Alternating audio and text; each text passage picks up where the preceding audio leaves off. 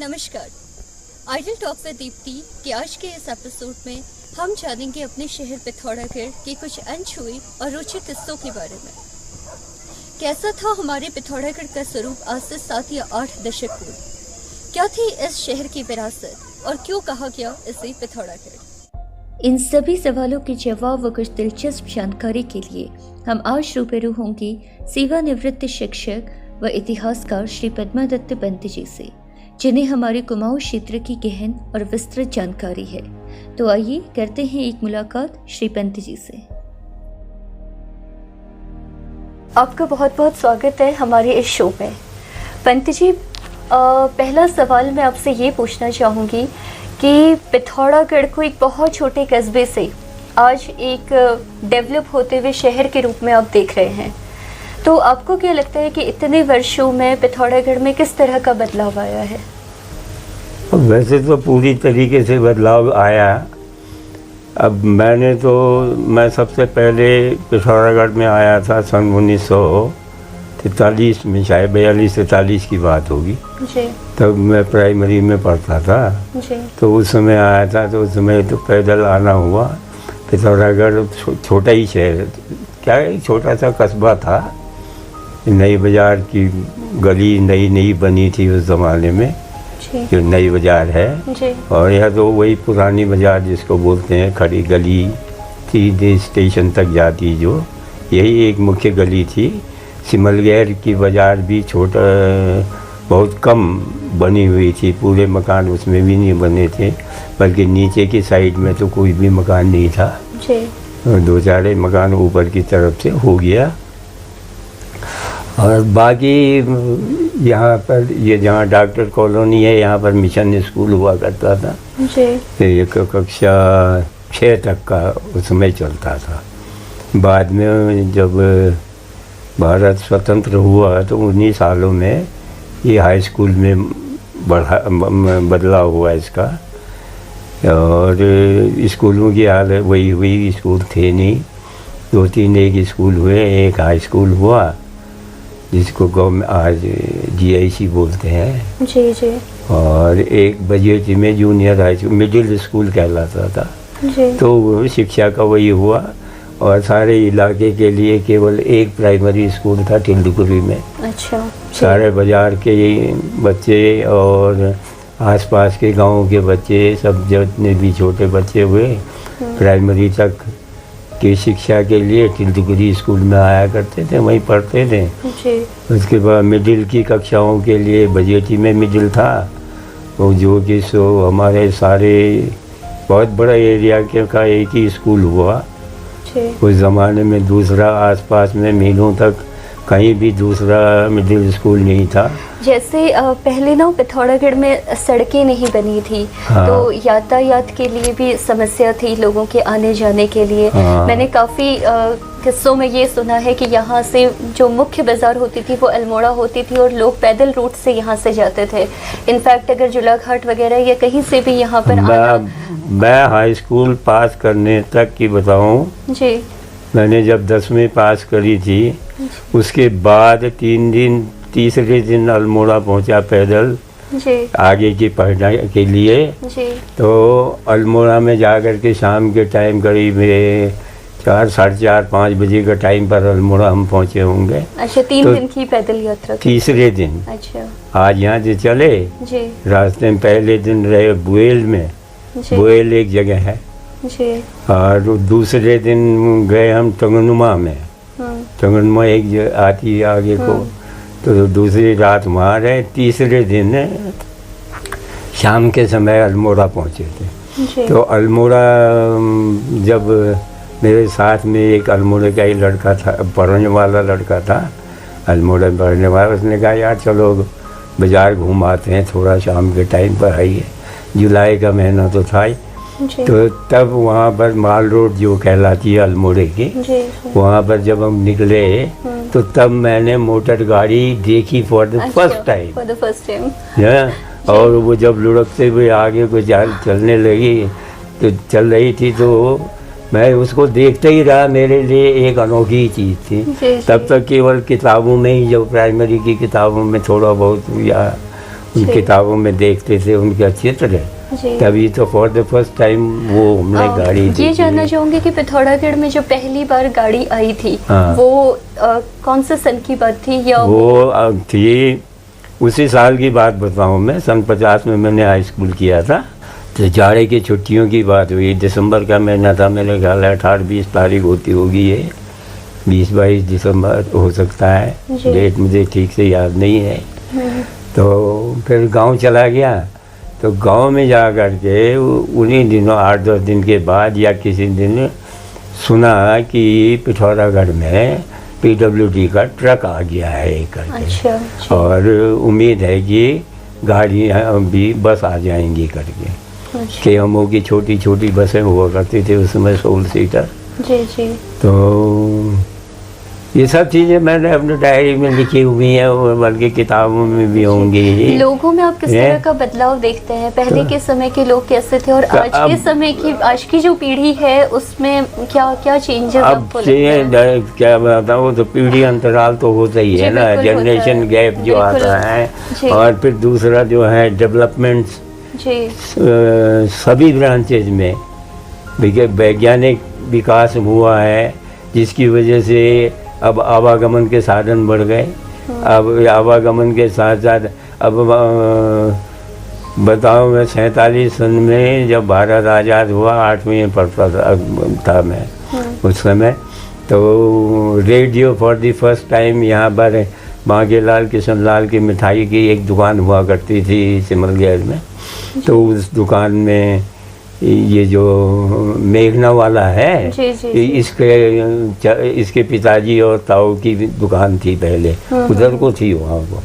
जी। तो उनके वहाँ पर रेडियो लगा था, रेडियो में आवाज़ आ रही थी, अब आदमी कोई बोल रहा था, लेकिन क्या बोल रहा था ये हमारी समझ में, अब हम तो लड़के हुए, फिर जी, जी। दूसरी बात है, नई नई आवाज़ सुन रहे थे, जी। तो लोग कह रहे थे कि जवाहरलाल नेहरू भाषण दे रहे हैं। जी। भाई इतना ही हमको मालूम हुआ, लोगों के कहने के आधार पर है। तो अब आज ये मैं नहीं जानता हूँ, मेरा छोटा नाती है ये पोता, तो ये अपना मोबाइल पकड़ करके दुनिया भर के इसमें क्या क्या करते हैं, क्या क्या निकालते हैं, और इनका ऑपरेशन वो जान लेते हैं।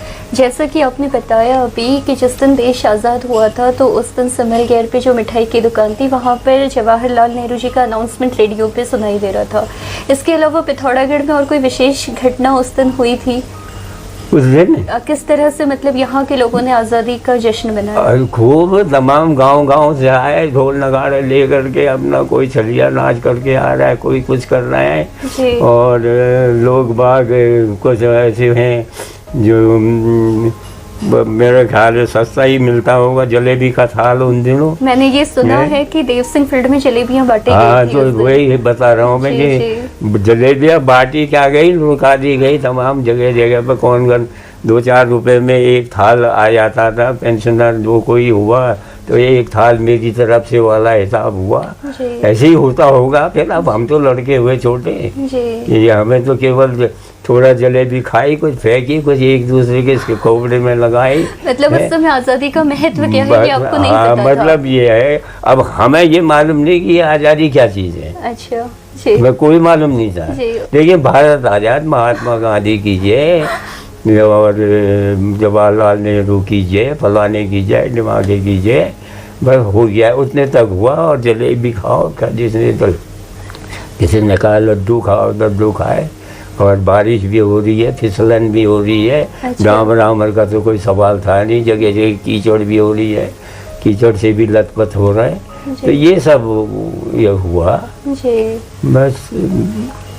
और उसके बल्कि ये तो आज़ादी के दिन की बात है, आज़ादी से पहले ही 46 सन होता ही होगा यार, 46 का ही था शायद, जब ये आज़ाद हिंद फौज वाले बाहर निकले थे, रिलीज हुए थे ना। जी। आज़ाद हिंद फौज वालों को अंग्रेज़ों ने कैद में रखा। कैद में रखने के बाद इन पे केस चला। मेरे चाचा भी थे उनमें शामिल। दो आदमी हमारे गांव के बीच हुए आज़ाद हिंद फौज में। तो पहले तो इनका टेलीग्राम आया कि लापता हैं करके, सिंगापुर में लापता हो गए ना, जापानियों की घेरे में पड़ गए तो लापता हो गए। अब जिंदा है कि मरे हैं कोई खबर नहीं आई। फिर बाद में जब ये आज़ाद हिंद फौज अंग्रेज़ों ने कैप्चर करी, फिर कहाँ कहाँ रख दिए, तो फिर बाद में खबर आई कि मुल्तान जेल में चचा जो है हमारे जिंदा हैं करके। अच्छा। जेल में बंद है। फिर बाद में वो छूट करके आए। तो वो उनमें पिथौरागढ़ में आने वालों में से सबसे पहला आदमी था, ये सोनगांव कहलाता है एक जगह, बिलाई सोनगांव, वहाँ का एक मोहन सिंह, कैप्टन मोहन सिंह अपना 3 फुले लगा करके वही नेताजी की जैसी ड्रेस पहन करके वो आया था। और चंद्राग में यहाँ के कांग्रेसी उसको रिसीव करने गए ढोल नगाड़ों के साथ, जुलूस गया। तो सुभाष चौक जिसको कहते हैं आजकल मालूम है, तो वहाँ पर खाली ऐसा ढाल था। अच्छा। बंजर जी। वो पूरा एरिया, उधर का मकान भी नहीं था, काफ़ी जगह थी। तो वहाँ पर उनकी सभा की गई थी। फिर बाद में सभी लोगों की सभा वहीं पर होने लगी। तो मोहन सिंह जी ने वहाँ पर उनकी कई भी 2 बातें अभी तक याद रहती हैं। तो उन्होंने एक तो ये बात कही कि आज से कोई भी एक दूसरे को नमस्कार नहीं कहेगा, पहला का आशीर्वाद नहीं कहेगा, और सब एक दूसरे को जय हिंद बोलेंगे। एक बात ये होगी। और दूसरा, इस जगह का नाम, ये जो चौक यहाँ पर है, चौक तो नहीं था उस समय, वैसे था, वैसे रास्ता हुआ ही। तो क्या कि इस जगह का नाम आज से सुभाष चौक रखा जाता है, तब से उस जगह का नाम सुभाष चौक हुआ है। अब इसी प्रश्न से एक और प्रश्न हमारा निकलता है हमारे शहर के बारे में, पिथौरागढ़। तो ये शायद आप ही को पता होगा, या बहुत हम लोगों ने किंवदंती सुनी है या कथाएं सुनी है कि पिथौरा शाही नाम का एक राजा हुआ करता था, जिसके नाम पर हमारे जिले का नाम पिथौरागढ़ या शहर का नाम पिथौरागढ़ पड़ा। लेकिन कोई भी आर्कियोलॉजिकल जो भी फैक्ट्स हैं, जो भी सोर्सेस हैं, वहाँ पर कहीं पर भी देखने को नहीं मिलता है कि पिथौरा शाही नाम के कोई राजा का अस्तित्व यहाँ पे रहा। तो ये बात आप ही हमें बता सकते हैं कि इस बात में कितनी सच्चाई है, हमारे शहर का नाम पिथौरागढ़ क्यों पड़ा? जब मैं मिडिल स्कूल में पढ़ता था बजेटी, शेरा गांव है यहाँ पर, उल्का देवी मंदिर की साइड, तो वहाँ के एक छाने में रहता था, गौशाला वाले, उसमें हम 2-3 आदमी लड़के रहने वाले हुए। तो गांव का एक बुजुर्ग आदमी था, बुढ़ा, 75-80 साल की, तो धन सिंह नाम था बुढ़े का। आँख का अंधा हो गया था, बाद में आँखें दोनों बंद हो गई थी बेचारे की। तो उनने ऐसी जिक्र निकला किलों के बारे में ना, तो ये किले किसने बनाया, क्या बनाया करके, तब वो कहने वाला हुआ बुढ़ा कि ये चिमशा नौले का जो गधेरा है, इसका नाम पिथौरागढ़ हुआ का जी, जिसमें 10 दिन तक किसी आदमी की मृत्यु के बाद 10 दिन तक का क्रियाक्रम होता है। वो पितरों का रोड़ा हुआ, रोड़ा बने गधेरा। अभी भी उसका अवशेष नीचे यहीं है आपके पदिया धारा बोलते हैं जहाँ पर। यही गांव इसका पिथौरागढ़ नाम से हो गया। वहाँ पर बसासुर जब हुई, सुनाद लोग बसे गए, तो और इसका डाना हुआ ये। तो इस डाणे में जब गोरखा आए तो गोरखों ने यहाँ पर एक किला बनाया। तो एक किला यहाँ पर बनाया, एक किला ये खनकोट के ऊपर बनाया गया। जो तो कहता है दोनों किले गोरखों के बनाए हुए। तो गोरखों ने पिथौरागढ़ के डाणे में किला बनाया। पिथौरागढ़ डाणे का किला, पिथौरागढ़ का किला, पिथौरागढ़ का किला होता रहा। यही अब 20-25 साल तक अंग्रेजों ने शासन किया। तो उसके गोरखों ने शासन किया, तो पिथौरागढ़ के डाणे का पिथौरागढ़ हो गया हो। और गढ़ शब्द नेपाली है। अच्छा। गढ़ शब्द जो है कुमाऊनी नहीं है। अच्छा।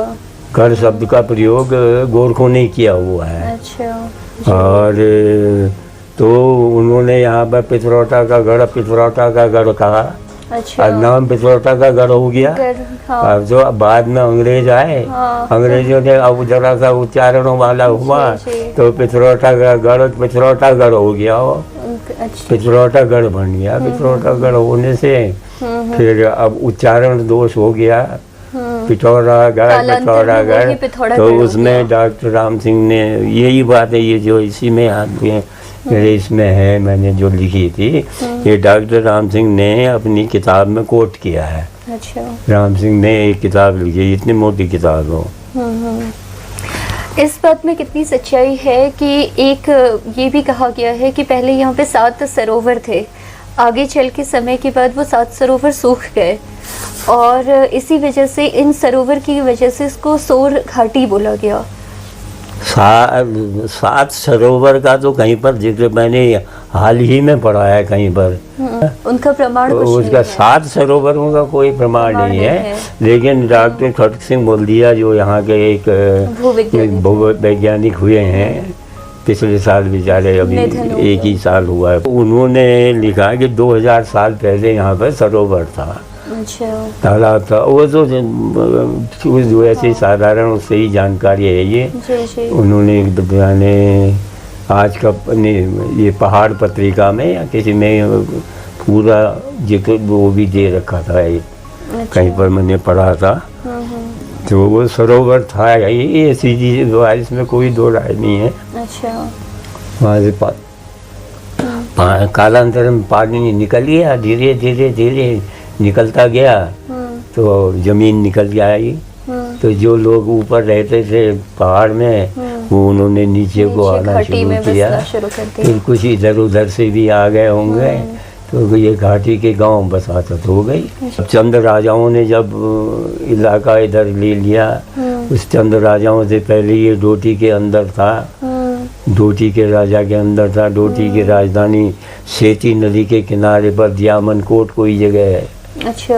मैं कहीं पर मुझको मिला था, एक पांडुलिपि थी शायद, तो उसमें लिखा हुआ था कि डोटी वाली की राजधानी जो है सेती नदी के किनारे दियामनकोट, अच्छा, वहाँ पर राजधानी है और राजा वहाँ रहता था और उसका युवराज जो था वो सिराकोट में रहता था, यहाँ डीडी घाट के पास में। अच्छा। मल्लवंशी राजा थे वो। अच्छा। तो उनके अंडर में ये रहा। 1560 में फिर कल्याण चंद ने अपने से वो रिश्तेदारी हुई, तो कल्याण चंद ने दहेज में मांगा, उसको कहते हैं कि सीरा का इलाका हमको दे दो करके। सीरा का ज़्यादा फर्टाइल माना जाता है ना। अच्छा। तो उन्होंने कहा कि नहीं, सीरा तो हमारा सिर है, ये दंत कथा है, सीरा तो हमारा सिर है और तुम कहते हो तो हम सोर का इलाका तुमको दे देते हैं। अच्छा। अब तो सोर का इलाका जो है ये चंद राजाओं को दे दिया। अब इसको सोर क्यों कहते हैं, अब मैं ये बात बताऊंगा आपको। सोर के लिए लोगों का अब ज़्यादातर ये कहते हैं सर से सोर बना है। इस पर डॉक्टर राम सिंह से मेरी बहस भी हुई थी। मैंने कहा हिंदी वाले आप हो, व्युत्पत्ति बताओ। यही अब आपके व्याकरणीय व्युत्पत्तियाँ होती किसी भी शब्द का। वो मैं तो विज्ञान का विद्यार्थी रहा हूँ, मुझे ये ग्रामर तो हिंदी की क्या अंग्रेजी की क्या ग्रामर कुछ आती नहीं है, लेकिन नाम सुना है व्युत्पत्ति का। सर से सोर कैसे बना है जी? और सोर का सोराड़ से क्या संबंध है? हमारे काली के पार चले जाते हैं बैतड़ी के आगे, सोराड़ का इलाका है सल्ली सोराड़ मल्ली सोराड़ कहते हैं। ये जो सोराड़ क्यों कहते हैं उसको सोराड़ और इसको सोर क्यों कहते हैं? ये सोर और सोराड़ का क्या संबंध है? सोर का आदमी सोराड़ में जा करके रहा होगा तो सोराड़ का नाम आया है। और ये हो सकता है या सोराड़ का आदमी यहाँ आकर के बस उसमें सोर रखा होगा नहीं। तो गए कि सर से सोर बना हुआ है। मैंने कहा इस बात को मैं तो कतई नहीं मानता भैया। अच्छा। किसी सूरत पर मैं यकीन नहीं कर सकता है कि सर से सोर बना। अच्छा, तो उन्होंने इसका फिर कोई प्रॉपर एक्सप्लेनेशन कुछ नहीं, उन्होंने अपनी वो किताब में फिर मेरा वो यही जिक्र देखा, इन्हीं में है, मेरे नीले कुंभ है ना, तो इन्हीं के आधार पर वो किया करके।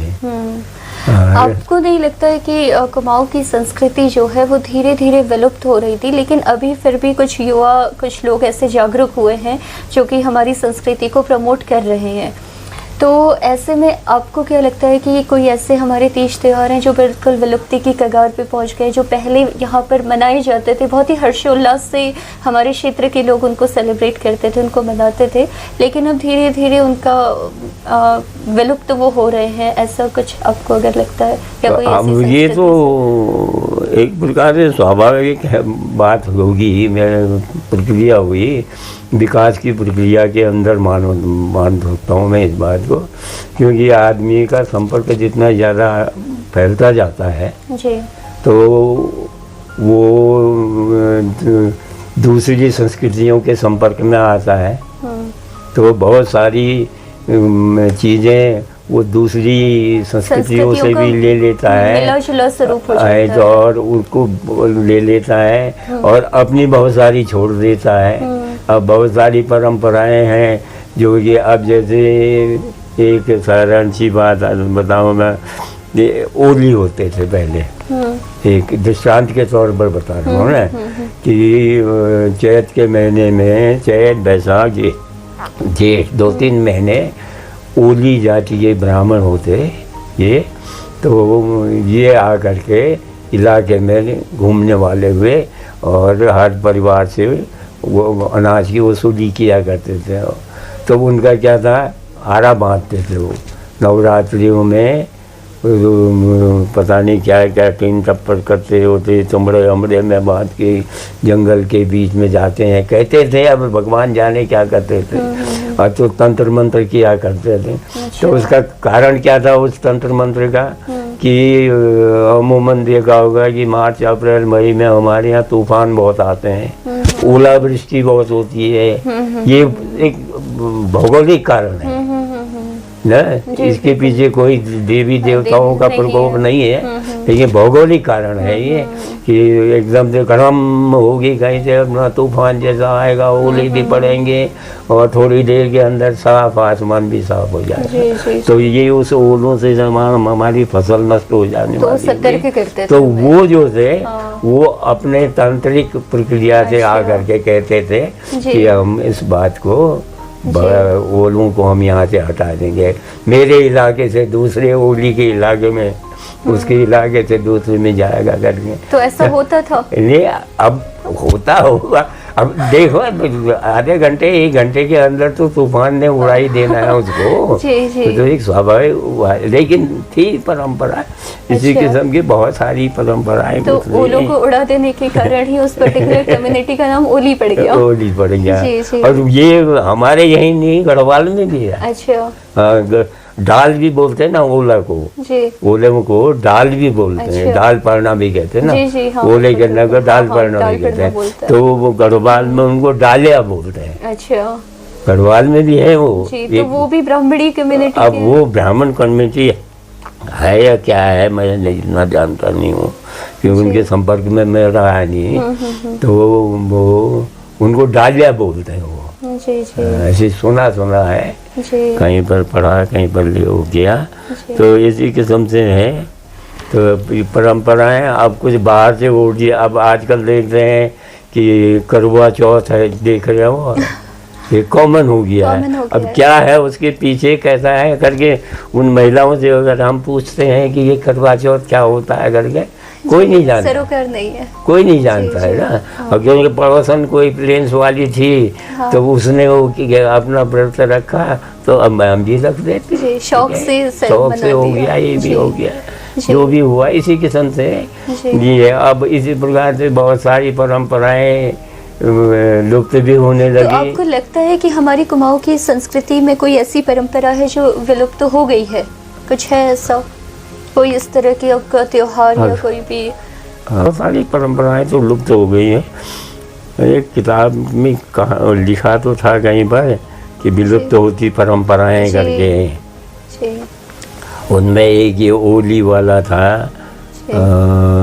अब कुछ परंपराएं लुप्त तो हो ही गई हैं, अब ये जैसे हुड़का बजा के मांगने वालों की परंपरा थी, ये आकर के बसंत पंचमी के दिन पहलो बसंता गावे राजा इंद्र का दोबारा टम टम करके मांगते थे। तो इस प्रकार मांगने की ये इस टाइप की परंपरा जो, तो ऐसे ही कुछ पर्व और त्योहार विलुप्त होते गए, विलुप्त हो गए, कम हो गए धीरे धीरे।